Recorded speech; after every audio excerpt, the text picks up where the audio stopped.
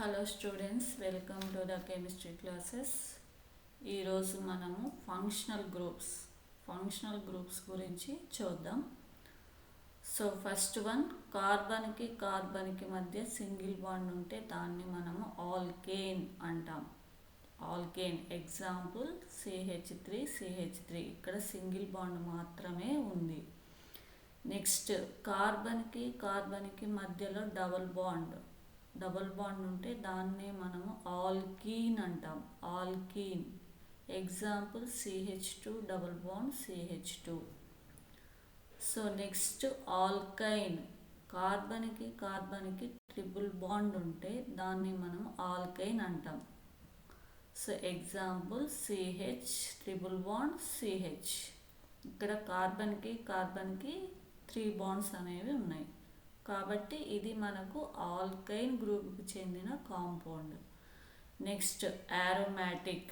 So ఇలా benzene ring కనిపిస్తే అది ఆరోమాటిక్ కాంపౌండ్గా మనం చూడాలి. And next, alcohol. సో ఇచ్చిన ఆర్గానిక్ కాంపౌండ్లో OH గ్రూప్ ఉంటే దాన్ని మనము ఆల్కహాల్ అంటాం. So CH3 CH2OH ethyl alcohol అనేది example. And next functional group is ether. So ether అనేది ఇటువైపు ఆల్కైల్ గ్రూప్స్ అనేవి ఉంటాయి. సో ఈ కండిషన్లో ఉంటే మనకు ఈథర్ అని అంటాం. So this is the example CH3OCH3 methoxymethyl. So మనకి ఇచ్చిన ఆర్గానిక్ కాంపౌండ్లో CHO గ్రూప్ ఉంటే వాటిని ఆల్డిహైడ్ అంటాం. Aldehyde. So example acetaldehyde CH3CHO group ఉంది కాబట్టి ఆల్డిహైడ్ అనాలి దీన్ని. And next, ketone CO group. So దీన్నే మనము C డబుల్ బాండ్ O ఇలా కూడా రాయొచ్చు. సో ఈ గ్రూప్ ఉంటే మనము అది దేనికి సంబంధించిన ఆర్గానిక్ కాంపౌండ్? కీటోన్కి సంబంధించింది. So CH3COCH3 example. Next, carboxylic acid COOH. Acetic acid is the example CH3COOH. Next, ester COO లేదా ఇలా కూడా ఉంటుంది C double bond O. Next, ఇటువైపు ఆల్కైల్ గ్రూప్స్ అనేవి ఉంటాయి. సో ఈ మోడల్లో ఉంటే దీన్నే మనము ఎస్టర్ ఆర్గానిక్ కాంపౌండ్గా చూడాలి. So example CH3COOCH3. And next, amine. So NH2 group ఉంటే ఆ కాంపౌండ్ని మనం అమైన్ అంటాం. So CH3CH2NH2 ethyl amine. And next one, amide CO and NH2 లేదా C double bond O NH2. So ఇలా ఉంటే దీన్నే మనం అమైడ్ అంటాం. So CH3 C double bond O NH2. This is the example. So ఈ functional groups వలన మనకు use ఏంటి? సో ఏదైనా ఒక ఆర్గానిక్ కాంపౌండ్ ఇచ్చినప్పుడు అది దేనికి సంబంధించిన కాంపౌండ్ అనేది మనము క్లాసిఫై చేయడం కోసం ఈ ఫంక్షనల్ గ్రూప్స్ నేర్చుకోవాలి. సో ఫంక్షనల్ గ్రూప్ను బట్టి ఇది ఏ వర్గానికి చెందిందో మనము చెప్పచ్చు. ఓకే. అండ్ సో ఇక్కడ చూద్దాం. మిథైల్ ఆల్కహాల్ CH3OH ఉంది. ఇక్కడ OH గ్రూప్ ఉంది కాబట్టి ఇది ఆల్కహాల్. నెక్స్ట్, ఇక్కడ NH2 గ్రూప్ ఉంది కాబట్టి ఇక్కడ ఇది దేనికి సంబంధించింది? అమైన్కి సంబంధించిన organic compound. And next, ketone. ఇక్కడ C double bond O. So ఇది కీటోన్కి సంబంధించిన organic compound. And next amide. So C double bond O NH2. So it is the amide group. And next CHO group. So it is aldehyde. Next CH3 C double bond O OCH3. So ఈ functional group వచ్చేసి ester.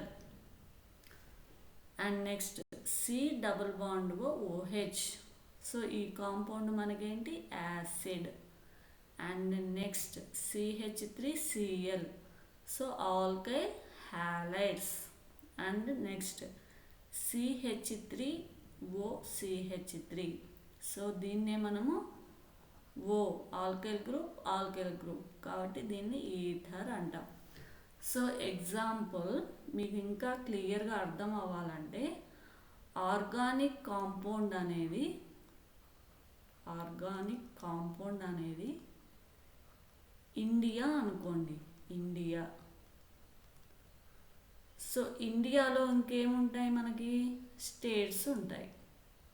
States suppose Andhra, Telangana, Tamil Nadu and next Karnataka ఇలా.